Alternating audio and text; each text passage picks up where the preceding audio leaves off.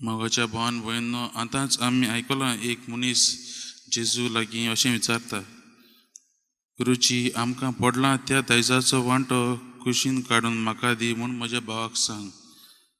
असली मागणी आमी जायते आमच्या जिवितांत करतात, आमी जायते जाणां करतात. असलें वांटप आमकांय जाय आनी आमी आवडेतात आनी देवा लागीं आमी पांय पडून हात जोडून मागतात. असल्या चिंतपाक, असल्या प्रश्नाक लागून जेजू त्या मनशाक म्हणटा, चतराय दवरात आनी सगळे तरेचे आपस्वार्थींतली मेकळीं रावात, कित्याक कोणाक पुष्कळ गिरेजकाय आसली जाल्यार ताचें जिवीत ताचेर धरलेलें ना. हाचो अर्थ कितें? आमच्या जिवितांत आमी तर संवसारी वस्तूंचेरच आमचें मन लायलें जाल्यार आमी आपस्वार्थी मनीस जावंक पावता. आमचें आख्खें जिवीत आमचे भाटां बेसांचेर, आमचे गिरेजकायेचेर दवरलें जाल्यार आमी सगल्यांक पयस करता. आनी हाकाच लागून आयज जेजू आमकां एक बरी वपार सांगता, एक गिरेस्त पिश्या मनशाची वपार सांगता. तो मनीस जेन्ना ताचे लागीं जायतें पीक जाता, ताचे लागीं जायतें गिरेजकाय जाता, तो एक आपस्वार्थी मनीस जाता. तो सगळेंच आपणाचें चिंतता. तो ताकाच लागून आमी शुभ वर्तमानांत अशेंच आयकता, हींच उतरां, म्हज्या आत्म्याक हांव म्हणटलों, म्हजें पीक पाडो भरूंक म्हजे लागीं जागो ना, सगळें म्हजेंच तो म्हणटा.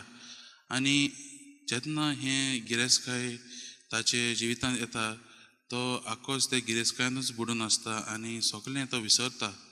घडये ताचे कामदार आहले आसतले, पूण तो तांचें चिंतिना. देवान ताका जायतें दिलां, पूण तो देवाचेंय चिंतिना, देवाक दिनवासिना आनी तो आपणाचें चिंतता. असलें आमची परिस्थिती जाल्ली आसा.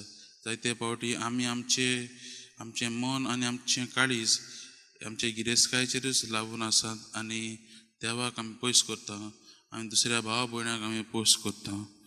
देखूनच जेजू म्हणटा आमकां आमी चतूर रावंक. तो आमकां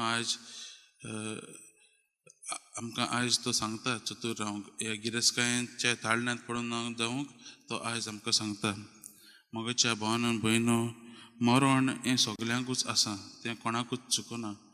तर आमी आमच्या जिवितांत हेच प्रश्न करुया.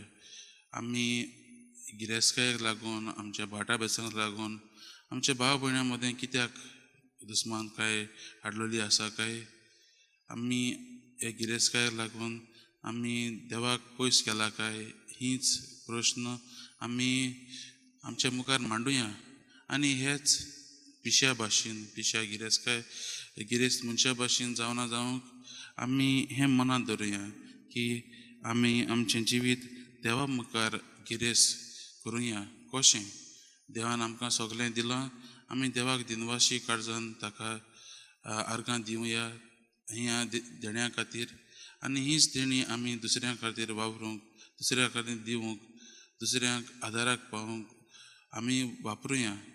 तर मोगाच्या भावान भयणो, आयच्या दिसा आमी नियाळ करता आसतना आनी आमच्या मागण्यांत बसता आसतना आमी देवा लागीं मागुया, आमकां एक आपस्वार्थी मनशां करूंक न्हय, पूण एक बरी जेजूच्या मार्गान चलतात तसलीं मनशां करूंक आमी देवा लागीं करपा मागुया.